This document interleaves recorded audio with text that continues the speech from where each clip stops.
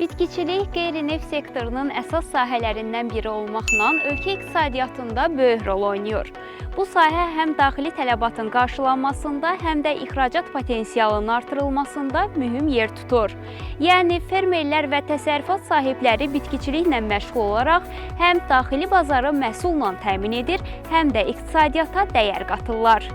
Bitki mənşəli məhsul istehsalı sahələrinin və ailə təsərrüfatlarının qida təhlükəsizliyi qeydiyyatına alınması isə bu sahənin inkişafına xüsusi dəstək verəcək.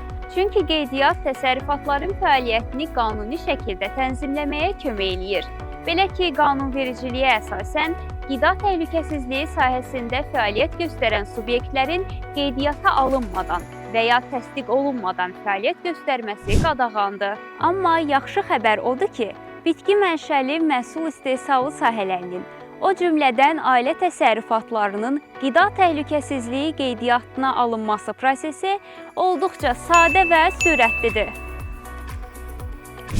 Belə ki, bitki təsərrüfatları heç bir qiymətləndirilmə aparılmadan qeydiyyata alınır. Eləcə də qeydiyyat sahibkarlar üçün hansısa öhdəlik formalaşdırmır. Bu qeydiyyatın bir sıra əhəmiyyətli üstünlükləri də var. Qeydiyyat fermerlərə dəstək xarakterli olduğu üçün ödənişsizdir. Məhsulların xarici bazarlara çıxış imkanları artırılır.